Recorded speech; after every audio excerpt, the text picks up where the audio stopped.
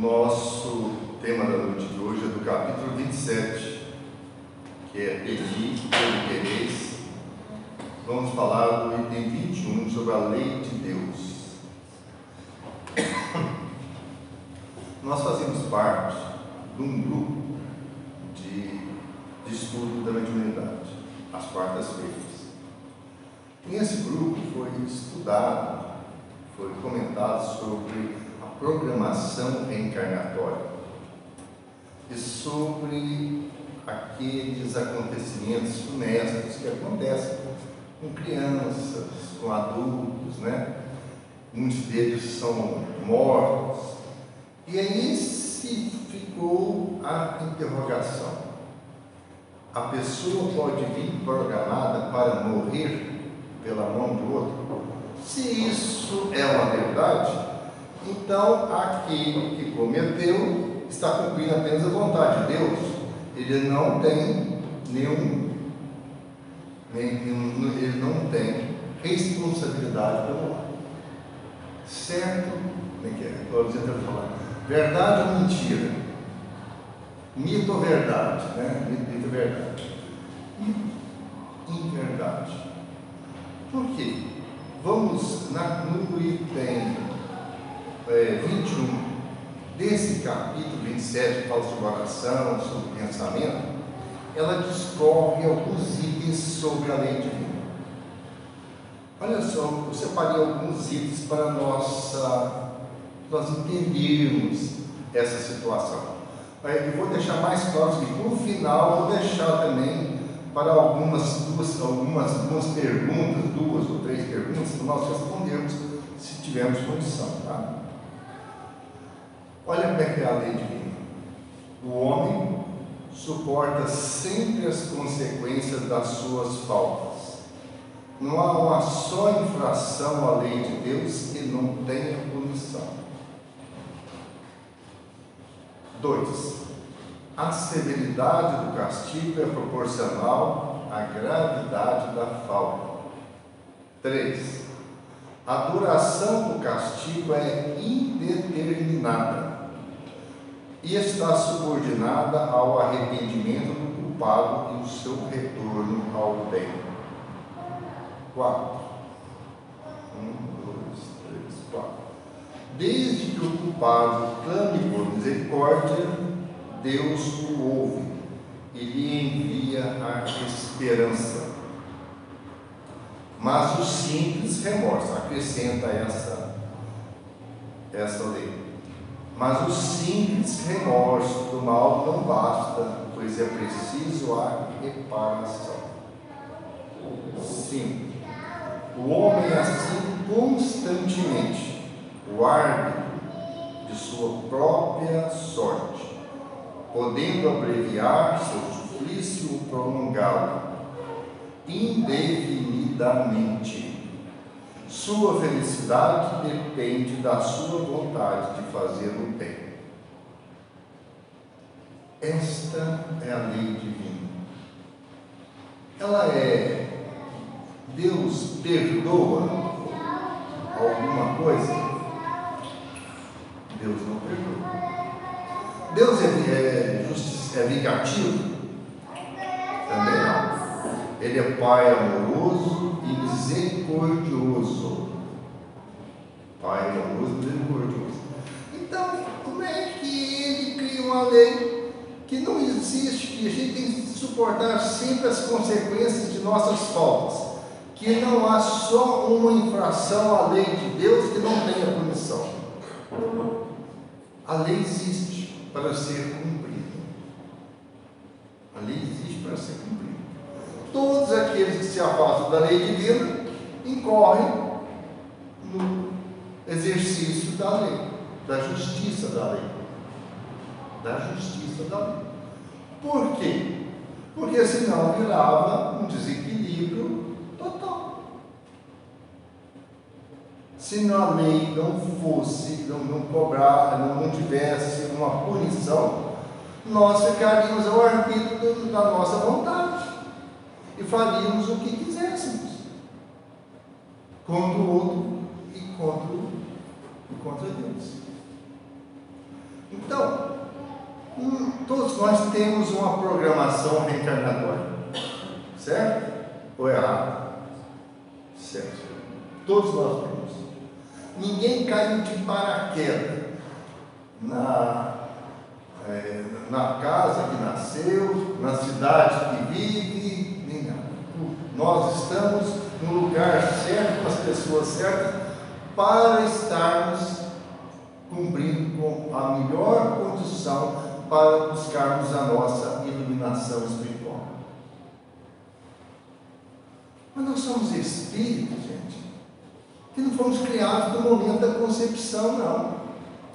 Nós somos espíritos que temos um passado reencarnatório de bilhões de anos. Bilhões, eu falei, não falei milhões de anos, não, bilhões.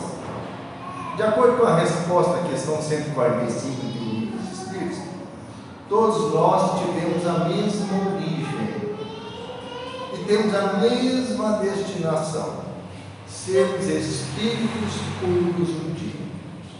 Agora, nessa caminhada, desde a nossa criação até a nossa destinação, cada um de nós faz de maneira única. De maneira única. Consequentemente, nós sofremos as consequências do nosso afastamento das leis divinas. Então, aqueles que podem ser mortos, que foram mortos por uma violência de uma outra pessoa, estava prevista a sua morte sem morrer, ter que morrer matado, vamos dizer assim, um termo bem forte, morrer matado.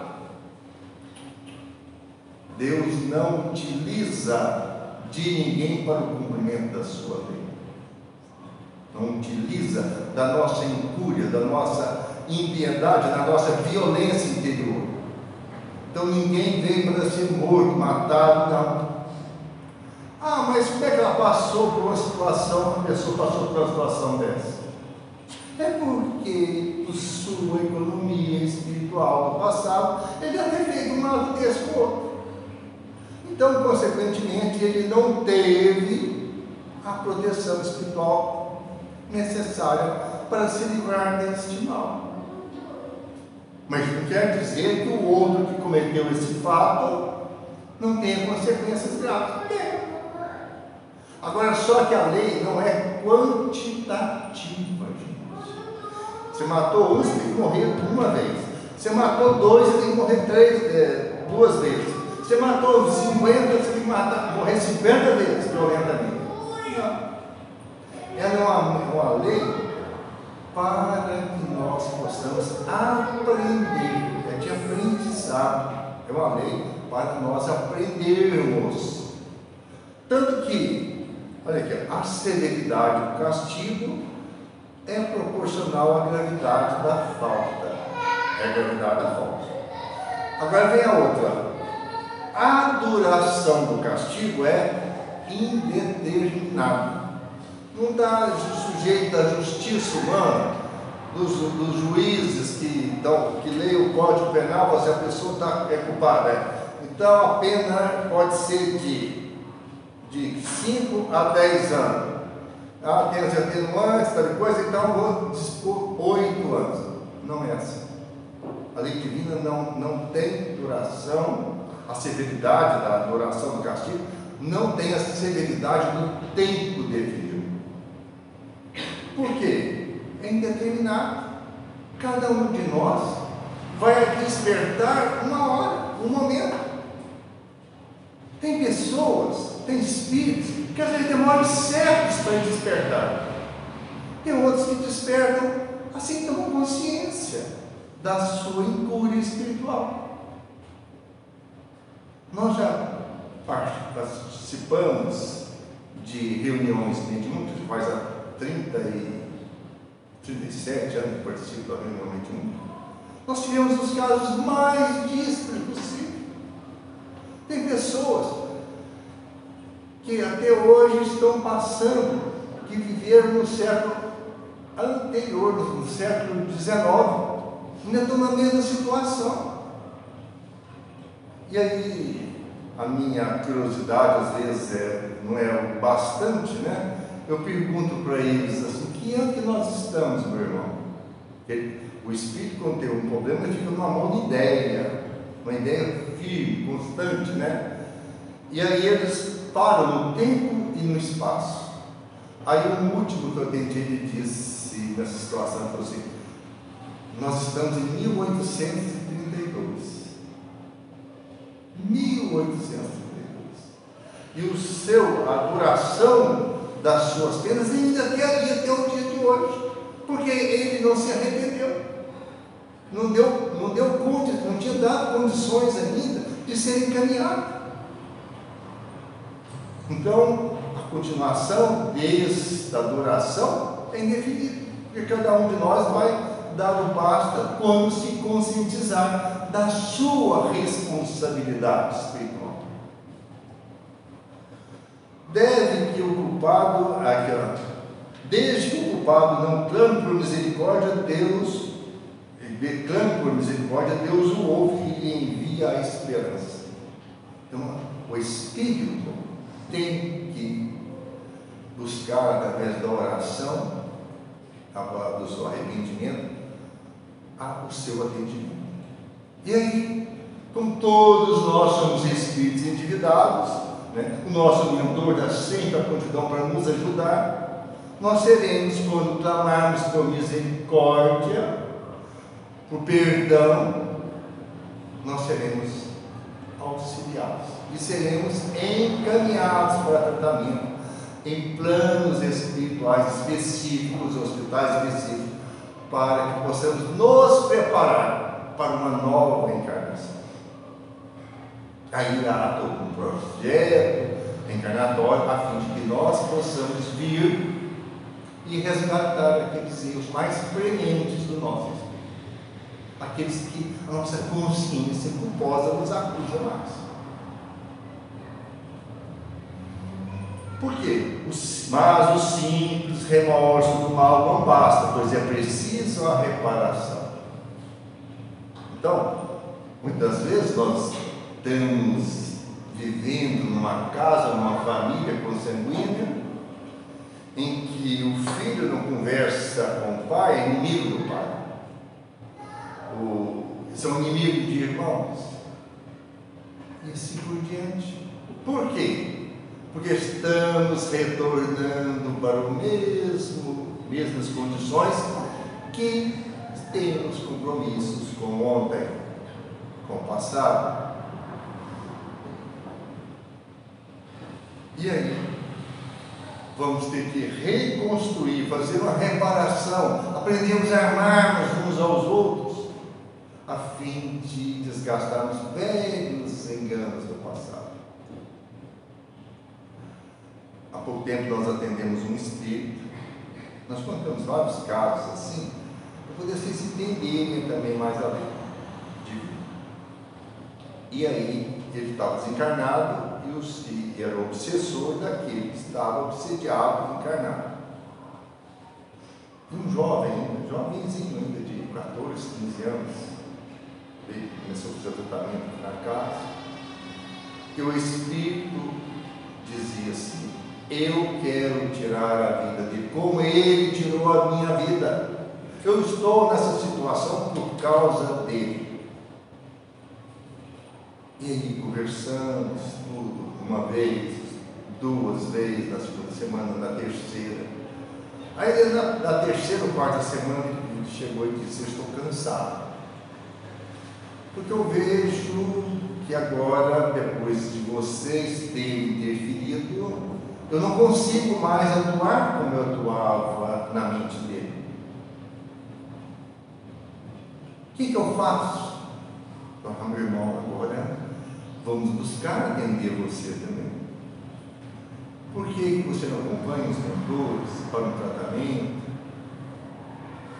e busca uma nova vida? Quem sabe você pode ser um filho dele nessa encarnação ainda, e que vocês possam se reconciliar. Ele disse: mas eu ser filho daquele? Eu falei: da lei, meu irmão. Nós temos que procurar nos harmonizarmos uns com os outros. É da lei. E aí ele foi e ainda não retornou para dar um feedback de como é que está a situação. Mas ele está encaminhado, está em tratamento, porque esse caso deve ter uns 4, 5 meses atrás. Então, a lei diz que o homem é assim constantemente o árbitro de sua própria sorte, podendo abreviar seu suplício ou prolongá-lo indefinidamente. Deus não tem pressa.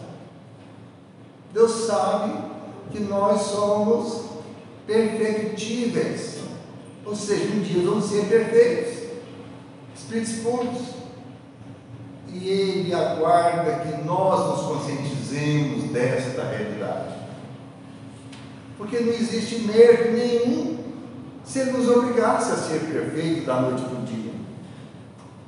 Não existe mérito nenhum. Por isso que a gente vê no mundo hoje ainda material que é avô rico, pai mais ou menos e neto pobre, porque receberam uma herança e muitas vezes não dão valor naquilo que receberam, porque foi um negócio fácil demais. E Deus, sabendo que da nossa familiaridade, do nosso zelo, conhecendo como Ele nos conhece, Ele espera que nós nos conscientizemos dessa realidade. Leon Denis quando é o maior filósofo da doutrina dos Espíritos, foi contemporâneo de Kardec. Ele nos fala, fez um comentário que eu achei joia e trouxe para vocês em um de seus livros. Deus nos fala através de todas as vozes do infinito, numa Bíblia que se escreve todos os dias, com esses caracteres majestosos que se chamam oceanos, montanhas, astros, fenômenos da natureza e também da saga do ser humano. Eu vou repetir. Deus nos fala através de todas as vozes do infinito, numa Bíblia que se escreve todos os dias, com esses caracteres majestosos que se chamam oceano, montanhas, astros, fenômenos da natureza e também da saga do ser humano. Deus está presente na sua criação, e Ele transcende ela também. Ele transcende ela. Deus está em cada um de nós. Deus é Pai Criador, e por amor, de acordo com João capítulo 8,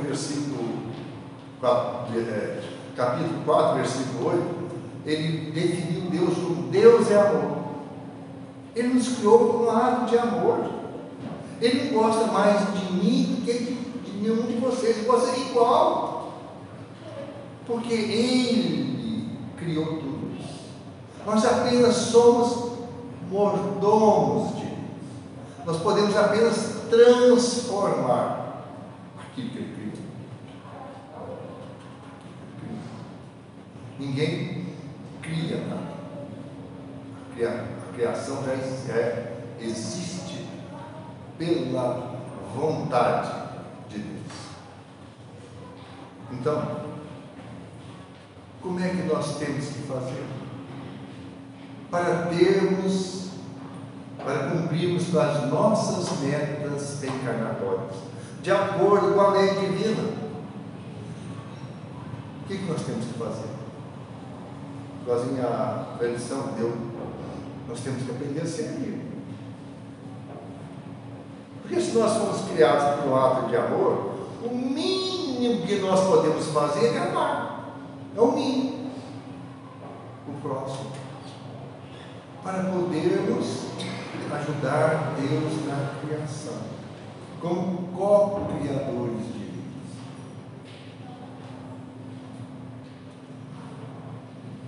Uma historinha, né?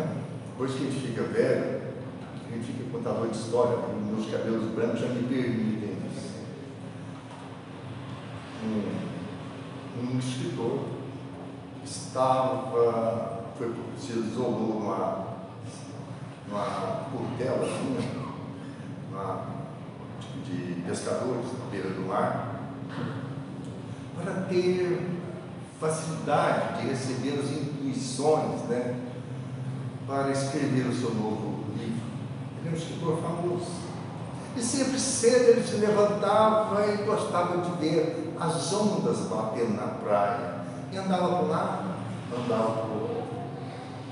Um dia, ele viu que parece que a distância, parece que alguém ficava bailando no meio das ondas. Ele apressou o passo para encontrar com essa pessoa. Chegou lá um jovenzinho que, vendo que a maré tinha baixado, pegava as estrelas do mar e continuava devolvendo elas às águas, as que tinham ficado retidas na areia. E o escritor ficou muito encabulado, porque o jovenzinho corria de um lado para o outro, mas a praia tem milhares de quilômetros. E ele perguntou para o jovem, você acha que você vai conseguir resolver o problema das estrelas do mar nessa amplitude de mar, amplitude de praia? O jovem disse para ele, não, senhor, claro que eu não vou conseguir.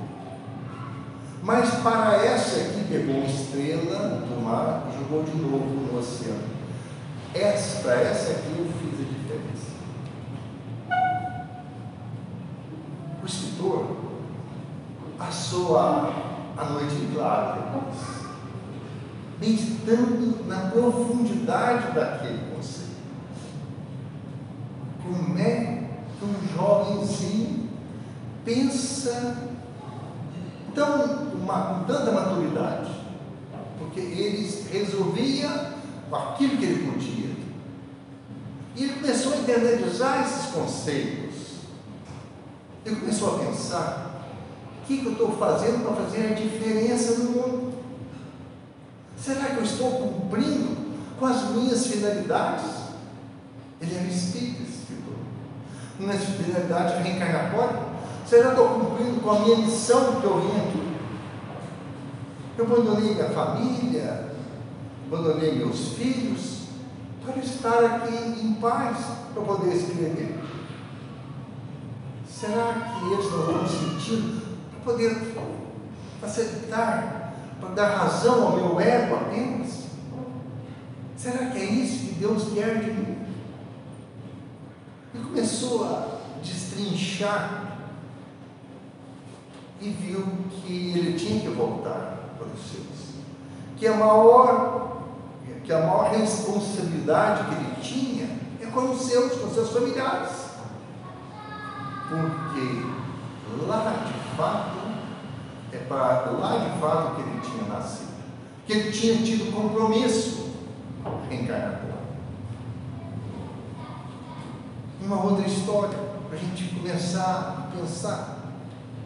Essa história eu contei há pouco tempo no curso, na preparação reencarnatória. A pessoa, os espíritos disseram para ele, mostraram para ele várias encarnações. Ele viu que ele tinha feito tantas situações difíceis que nós mesmos não podemos olhar para o passado, porque nós vamos ficar com horror de nós mesmos. Tanto que Laura, no nosso lar, contando para André Luiz, ela disse que quando fizeram a programação reencarnatória, eles puderam olhar apenas os 200 últimos anos das suas vidas. Ou seja, no mundo espiritual e uma outra vida anterior. Mais nada. E o mentor disse para eles assim, para Laura e para o Henrique, né, que iriam reencarnar novamente com o compromisso de ser marido e mulher, que eles não poderiam ir mais a fundo porque senão se desequilibraria. Então, esse nosso espírito que nós estamos citando, ele foi mais fundo. Ele viu tanta coisa que ele fez: assassinato, suicídio que ele tinha feito no passado, ele tinha saqueado, matado. Ele ficou assim: mas foi eu mesmo que fiz isso? Ele ficou com vergonha dele mesmo. E se nós formos ver o passado, cada um de nós vai se envergonhar mesmo. Por isso que nós estamos apenas despertando para a realidade. Nós estamos apenas despertando para as verdades, gente. Não tem nenhum espírito iluminado aqui ainda não. Somos espíritos muito comuns mesmo, que apenas começamos a despertar para a realidade. E aí, ele começou a fazer um mapa daquilo que ele queria. Então ele pediu para vir sem pernas, sem braço, sem muita nitidez mental, assim, meio passa claro. E aí o mentor disse para ele: não, meu irmão, você não precisa de nada disso. Você precisa de algo muito pequeno para poder acalmar, aplacar a sua consciência culposa. E aí ele ficou alegre, satisfeito do quê? Basta que você volte ali de dentro. E no tempo certo, você, ao formar a sua família, se tiver equilíbrio, você passe a ajudar na casa espírita que você trabalhar. Um compromisso de 2 horas por semana. Aí ele ficou assim, deu um sorriso e disse: mas apenas 2 horas? Não é muito pouco, não, eu preciso de mais tempo então. Não, meu irmão, 2 horas apenas. Você possa trabalhar em benefício dos outros, servir desinteressadamente. E ele chegou, voltou e teve todas as facilidades, estudou, se formou, construiu família, teve filhos maravilhosos. E aí, como estava no seu compromisso kármico, ele foi chamado às atividades espíritas. E ficou empolgado no começo, queria trabalhar direto, fanatizado. Mas aí começou o chamamento do mundo. Festa para isso, festa para aquilo, viagem para não sei aonde, curso não sei aonde, mais outros detalhes na vida, e ele começou a não ter tempo para se dedicar. E os companheiros de vida compravam dele: como é que é? Você tem uma comunidade tão bonita, de cura, por que você não vai lá ajudar a gente? Não, semana que vem eu vou. Passava semana, passava outra, nada de novo. Terminou a encarnação, voltando ao mundo espiritual. A hora que ele tomou consciência do seu compromisso não cumprido, ele teve vergonha dele mesmo. E a dor consciencial é a pior dor que existe, a dor de consciência. Então, essas 2 histórias nos remetem a compromissos que fizemos no mundo espiritual. Ninguém está aqui a passeio, não, gente. Nós não estamos aqui para desfrutar somente desfrutar de uma boa vida, não. Essa boa vida é para que nós possamos ter condições de trabalhar em benefício do outro. Benefício do outro, mas de nós mesmos. Porque tudo que fazemos ao outro é a nós mesmos que fazemos. O homem suporta sempre as consequências das suas faltas. Não há uma só infração à lei de Deus que não tenha punição. A severidade do castigo é proporcional à gravidade da falta. A duração do castigo é indeterminada e está subordinada ao arrependimento do culpado e o seu retorno ao bem. Desde que o culpado clame por misericórdia, Deus o ouve e lhe envia a esperança. Mas o simples remorso do mal não basta, pois é preciso a reparação. O homem é assim constantemente o árbitro de sua própria sorte, podendo abreviar seu suplício ou prolongá-lo indefinidamente. Sua felicidade depende da sua vontade de fazer o bem.